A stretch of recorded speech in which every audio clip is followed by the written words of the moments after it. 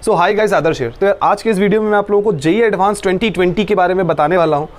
इसलिए बताने वाला हूँ, ये दोबारा रिलीज़ की गई है वेबसाइट पे जेईई एडवांस के। जैसे कि मैं आपको अभी स्क्रीनशॉट पे सामने दिखा रहा हूँ, इंपॉर्टेंट डेट्स हैं और उसके बाद क्या क्या रिजर्वेशन सिस्टम है, सारी चीज़ें मैं आप लोगों को इसमें बता। तो यार 11 सितंबर तक अभी तक ये बोला जा रहा है कि आपकी रिजल्ट वो निकल जाएगी 11 सितंबर तक।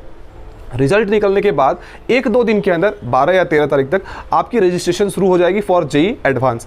अब जिन बच्चों का कट ऑफ निकलेगा जेईई मेंस में, मतलब कि 2.5 लाख बच्चे, ये है कि इस बार नंबर ऑफ कैंडिडेट्स को बढ़ा दिया गया है। वही 2.5 लाख बच्चे जेईई एडवांस की फॉर्म को फिल कर सकते हैं, बाकी सारे बच्चे फिल नहीं कर सकेंगे। इस चीज़ को आप लोगों को दिमाग में रखना है। जेईई एडवांस की जो फॉर्म है उसको आप फिल करेंगे। 27 सितंबर को जेईई एडवांस की एग्जामिनेशन होगी। कितने तारीख को? 27 सितंबर को। अच्छा, उसके बाद जो आपकी रिजल्ट है, जैसे बहुत सारे बच्चे पूछते हैं कि भैया इसकी रिजल्ट फिर कब आएगी, फिर काउंसलिंग कब होगा, तो रिजल्ट यार आप लोगों का 5 अक्टूबर को आएगा।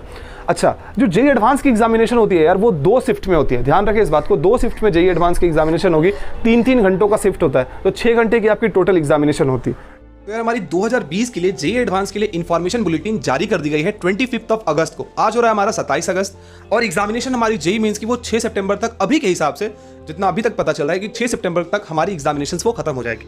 तो इस इन्फॉर्मेशन बुलेटिन में क्या क्या इंपॉर्टेंट चीजें हैं हम लोग उसको देखते हैं। है तो इन्फॉर्मेशन बुलेटिन 82 पेजेस की, लेकिन इसमें कुछ ही इंपॉर्टेंट चीजें हैं जिसको आपको जानने की जरूरत है ना यार। इस बार की एग्जामिनेशन कंडक्ट करा रही है आईआईटी दिल्ली, और आईआईटी दिल्ली और सारे आईआईटी जैसे कि आईआईटी रुड़की हो गई या आईआईटी कानपुर हो गई, तो वो थोड़ी सी ट्रिकी क्वेश्चंस ज़्यादा सॉल्व देते हैं। उनकी क्वेश्चंस लेंदी होते हैं जनरली, और आईआईटी दिल्ली का क्वेश्चन उतना लेंदी नहीं होता है। तो ये एक अच्छी पॉजिटिव बात है जो कि आप लोग दिमाग में लेके चल सकते हो। ठीक है, अब मैं चलता हूँ और कुछ इंपॉर्टेंट बातें आप लोगों को बताता हूँ, और कुछ नंबर ऑफ सीट्स इंक्रीज की है, क्या हुई है, उन सारी चीज़ों के बारे में भी अपन डिस्कशन करेंगे। अब यहाँ पे एक जो आप लोगों को कॉलम दिख रहा है वो है रिजर्वेशन ऑफ सीट्स। तो एक दो बच्चे यार मेरे से पता नहीं लगातार पूछ रहे थे बार बार, क्या भैया इस बार ईडब्ल्यूएस की जो क्राइटेरिया है उसको हटा दिया गया।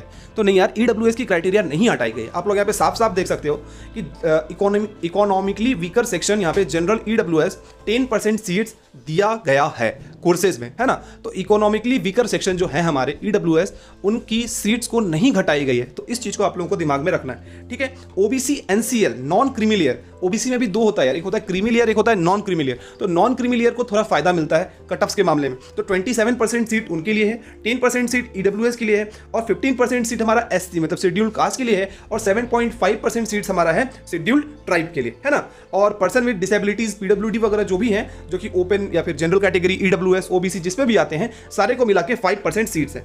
लेता हूँ सुपर न्यूमररी सीट्स की। तो इसमें यार एक चीज अच्छी हुई है कि गर्ल कैंडिडेट की जो पहले संख्या थी 17% सीट्स वो गर्ल कैंडिडेट के लिए थी, लेकिन अब उस चीज को बढ़ा के 20% कर दिया गया। एक चीज दिमाग में आप लोगों के ये भी आ रहा होगा, क्या भैया इससे बॉयज कैंडिडेट जो होंगे उनको कोई फर्क पड़ेगा या फिर नंबर ऑफ सीट्स डिक्रीज होगी?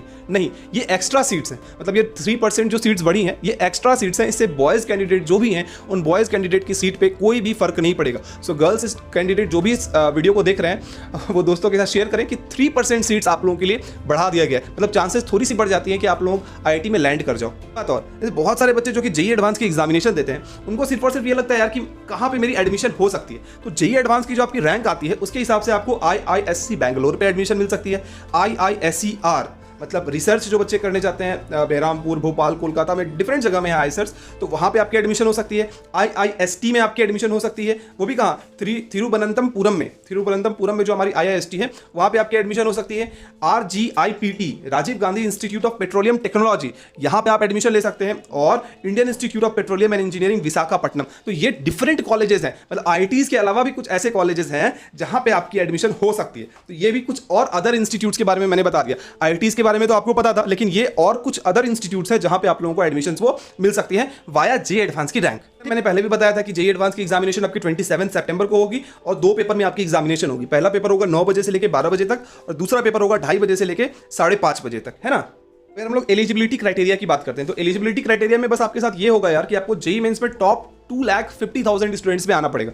मतलब पहले ऐसा था कि 2,40,000 या 45,000 करके बच्चों का सिलेक्शन होता था, तो अब नंबर ऑफ सीट्स को बढ़ाया गया है, और 2.5 लाख बच्चों का इस बार जो है वो सिलेक्शन होगा। आउट ऑफ 10 लाख और 11 लाख जितने भी बच्चे दे रहे हैं उनमें से 2.5 लाख बच्चे होंगे जिनका सिलेक्शन होगा। टॉप 2.5 लाख बच्चे, उसमें रिजर्वेशन सीट्स भी हैं, मतलब ओबीसी सीट्स, ईडब्ल्यूएस सीट्स भी हैं, और जनरल सीट्स भी हैं। उसके बारे में मैं आप लोगों को बताऊंगा कि कितने कितने जनरल स्टूडेंट, कितने ओबीसी स्टूडेंट का सिलेक्शन जो होगा वो भी मैं आप लोगों को अभी डिस्कस यहाँ पे कर देता हूँ। अब देखो, ये हो गई जो 2.5 लाख बच्चे जो एग्जामिनेशन देने वाले हैं, उनमें से कितने बच्चे जनरल होंगे, ओबीसी होंगे, ये सब देख लो।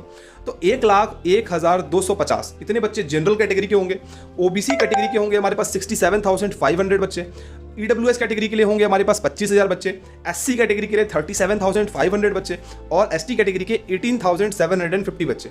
ठीक है, तो यहाँ पे जो जनरल कैटेगरी की जो स्टूडेंट है, यहाँ पे थोड़ी सी डिक्रीमेंट हुई है, तकरीबन 8-10 हज़ार बच्चों का डिक्रीमेंट हुआ है पहले के हिसाब से। पहले तकरीबन 1,10,000 बच्चों का जनरल से सिलेक्शन होता था, लेकिन ये डिक्रीमेंट इसलिए हुआ है क्योंकि जनरल के बहुत सारे ऐसे बच्चे हैं जो कि ईडब्ल्यूएस में कन्वर्ट कर गए। जैसे कि पिछले साल की अगर मैं बात बताऊं तो पिछले साल ईडब्ल्यूएस के लिए सीट्स थी 9,000 to 10,000 के तकरीबन अप्रॉक्सीमेटली, और इस साल उस चीज को बढ़ा के 25,000 करा दिया गया। रीजन बिंग ये है कि बहुत सारे बच्चे ऐसे हैं जो कि जनरल कैटेगरी में तो है लेकिन इकोनॉमिकली वीकर सेक्शन में है, तो उनकी सीट्स जो है वो मिला के बढ़ा के ईडब्ल्यूएस में कर दिया गया है। और इस वजह से जनरल कैटेगरी, जो प्योर जनरल कैटेगरी की जो स्टूडेंट्स है, वहां पे मतलब घट गई है, नंबर ऑफ सीट्स है वो डिक्रीज हो चुकी है। और बाकी एससी एसटी की कितनी सीट्स है वो तो आप लोगों को दिख ही रहा है। और टोटल मिला के हमारा 2,50,000 स्टूडेंट्स ऐसे होंगे जिनका सिलेक्शन होने वाला है। बारे में तो आपको पता ही होगा कि एक लड़का सिर्फ और सिर्फ 2 बार कंसेक्यूटिव ईयर में जेईई एडवांस की एग्जामिनेशन दे सकता है। सपोज अगर आपने 2020 में एग्जामिनेशन दिया है तो आप 2020 में और 2021 में 2 बार एग्जामिनेशन दे सकते हो। सपोज अगर आपने 2019 में एग्जामिनेशन दिया है तो 2019 में और 2020 में आप इसी साल तक एग्जामिनेशन दे सकते हो, अगले साल आप एग्जामिनेशन नहीं दे पाओगे। जिस बच्चे ने 2018 में एग्जामिनेशन दिया है तो वो 2018 में और 2019 में ही एग्जाम दे सकता है। 2020 में अगर वो एग्जामिनेशन दे भी दिया तो फिर वो एग्जामिनेशन करके फिर कॉलेजेस वगैरह में एडमिशन वो नहीं ले पाएगा। डेट ऑफ बर्थ इसमें बताया गया है कि आपकी जो उम्र है वो अगर आप 1990 के बाद से अगर आप जन्म लिए हो तो आप एडमिशन के लिए वो एलिजिबल होंगे। तो आप लोगों की रजिस्ट्रेशन जो है वो 11 सितंबर को स्टार्ट हो जानी है। उसके बाद आपकी जो रजिस्ट्रेशन जो क्लोज होगी तो 11 सितंबर से 16 सितंबर का आप लोगों को टाइम दिया जाएगा और 17 सितंबर तक आप लोग फीस वगैरह पेमेंट वो कर सकते हो। अभी आज जाके मैं फीस भी बताऊंगा कि कितने फीस आप लोगों को लगती है, हालांकि वो बहुत बड़ी चीज़ नहीं है, लेकिन हाँ ये चीज़ दिमाग में रखना है कि 11 सितंबर से आपकी जो रजिस्ट्रेशन है वो स्टार्ट हो जाएगी। तो अब मैं कर लेता हूँ बात यार रजिस्ट्रेशन की। तो रजिस्ट्रेशन फी जो आप लोगों की है, जो इंडियन है, उन इंडियंस को अगर आप फीमेल कैंडिडेट्स हो और ऑल कैटेगरी के हो तो इन दैट केस आप लोगों को 1400 रुपये लगेगा। फीमेल कैटेगरी के लिए मैं बोल रहा हूँ। एससी एसटी कैंडिडेट के लिए 1400 और ऑल अदर कैंडिडेट मतलब ओबीसी हो, जनरल हो, इन दैट केस आपको 2800 रुपये लगते हैं वो रजिस्ट्रेशन करने के लिए। एग्जामिनेशन आपका ऑनलाइन मोड में एग्जामिनेशन होता है, तो इस चीज़ को भी दिमाग में रखना है। अच्छा, जब आप लोग जेईई एडवांस की जब फॉर्म फिल कर रहे होगे तो आपको 8 सिटीज़ ऐसे होंगे, सिटीज़ या टाउन जो भी हो, वो आप लोगों को चूज करने पड़ेंगे जहां आप एग्जामिनेशन देना चाहते हैं। जैसे कि यहाँ पे जो सिलेक्शन होता है यार हमारा जेईई एडवांस की एग्जामिनेशन पे, वहाँ पे जोन वाइज आप लोगों को सिलेक्शन करना पड़ता है। जैसे कि मैं अभी आप लोगों को दिखाता हूँ, यहाँ पे जोन्स जैसे लिखा है कि आईआईटी बॉम्बे के जोन में कौन कौन से स्टेट आते हैं, आईआईटी दिल्ली के जोन में कौन कौन से स्टेट आती है। तो हमारा जो बिहार झारखंड का जो होता है यार बेसिकली वो हमारा आईआईटी गुवाहाटी के जोन पे आता है। जैसे आईआईटी गुवाहाटी के जोन पे आप देखोगे आसाम है, बिहार है, और आप देखोगे तो फिर मणिपुर, मेघालय, मिजोरम, नागालैंड, त्रिपुरा, वेस्ट बंगाल, सॉरी झारखंड नहीं है इस जोन में। अगर आप झारखंड के बच्चे हो तो आपका फिर आईआईटी खड़गपुर जोन में आ जाता है। तो आईआईटी खड़गपुर जोन में आप लोग देख सकते हो कि कौन कौन से ऐसे सिटीज़ हैं। तो आपको इन टोटल 8 सिटीज़ या टाउन्स इसमें चूज करने पड़ते हैं। कोशिश तो ज़्यादातर केस में ये होता है कि जो आपकी फर्स्ट चॉइस होती है वहाँ पर ही मिल जाता है, लेकिन अगर आपको फर्स्ट चॉइस नहीं मिला तो फिर सेकंड चॉइस या थर्ड चॉइस। तो इस बार यार नंबर ऑफ चॉइसेस को बढ़ा दिया गया है, सीइंग द कंडीशन, ये कोविड का कंडीशन को देख के यार नंबर ऑफ सिटीज़ या टाउन्स की सिलेक्शन उसको बढ़ा दिया गया है। हालांकि नंबर ऑफ बच्चे जो है वो काफ़ी कम होते हैं, तो इसमें ज़्यादा भीड़ तो होती है नहीं। ऊपर से 2.5 लाख बच्चे रजिस्टर करते हैं, एग्जामिनेशन देने के लिए जाते हैं 1.5 लाख 2 लाख बच्चे, आधा से ज़्यादा बच्चे तो एग्जामिनेशन देने के लिए जाते ही नहीं। ये सबसे इंपॉर्टेंट बात, जो आपकी जेईई एडवांस की एग्जामिनेशन होती है यार, तो जेईई एडवांस की एग्जामिनेशन देने के बाद आपको हर एक सब्जेक्ट में, जैसे कि आपकी फिजिक्स, केमिस्ट्री, मैथमेटिक्स है, तो हर एक सब्जेक्ट में सपोज अगर आपकी मैथ की सब्जेक्ट है 100 मार्क्स की, केमिस्ट्री 100 मार्क्स की और मैथ 100 मार्क्स की, फिजिक्स 100 मार्क्स की और केमिस्ट्री 100 मार्क्स की, इन दैट केस आपको 10% मार्क्स वो कंपलसरी लाना पड़ता है हर एक सब्जेक्ट में। मतलब सपोज अगर आपकी 300 मार्क्स की एग्जामिनेशन, आपको 200 मार्क्स आ गई टोटल मिला के, लेकिन आपको मैथ में सिर्फ और सिर्फ 5 मार्क्स है। इन दैट केस अगर आप एक जनरल स्टूडेंट हो तो आपका रिजल्ट मायने नहीं रखेगा, आपकी रैंक नहीं आएगी, क्योंकि आपको 10% मार्क्स वो नहीं आए हैं, है ना। तो minimum percentage in each subject is 10% for general category. लेकिन हाँ, अगर क्वेश्चन टफ होता है तो इस चीज़ को थोड़ा डाउन कर दिया जाता है, कभी इसे 9% कर दिया जाता है, कभी 8% कर दिया जाता है। तो क्वेश्चन की टफनेस के ऊपर ये डिपेंड करता है, क्योंकि उन्हें तो उतने बच्चे चाहिए ही चाहिए यार एडमिशन कराने के लिए। 12,000 14,000 जो भी बच्चों की एडमिशन होती है उतने बच्चे तो चाहिए, तो उस वजह से कभी कभी परसेंटेज वो डाउन भी हो जाता है। और मिनिमम एग्रीगेट परसेंटेज जो होती है वो होती है आपकी 35%। सपोज अगर 300 मार्क्स का एग्जामिनेशन हुआ तो 300 का 35% आप कर लो, उतने इसमें आपको जो मार्क्स है वो टोटल लाने पड़ेंगे। सपोज अगर 300 मार्क्स का एग्जाम हुआ तो 105 मार्क्स आपको लाना पड़ेगा और 10% मिनिमम लाना पड़ेगा एक सब्जेक्ट में। और ओबीसी, जनरल, ईडब्ल्यूएस सारी की जो मार्क्स वगैरह है जो दी गई है, एक बार पॉज करके आप लोग देख लें, मैंने एक बोल के आप लोगों को समझाने की कोशिश करते हैं। तो पॉजिटिव्स क्या थी यार? पॉजिटिव्स ये थी कि number of choices of centres आप लोगों के लिए बढ़ा दिया गया है। दूसरी पॉजिटिव ये थी कि नंबर ऑफ गर्ल्स सीट जो थी, नंबर ऑफ गर्ल्स सीट बढ़ा दिया गया है। इसका मतलब क्या है कि number of seats in IITs जितने थे, number of seats in IITs जो है वो बढ़ चुकी है थोड़ी सी।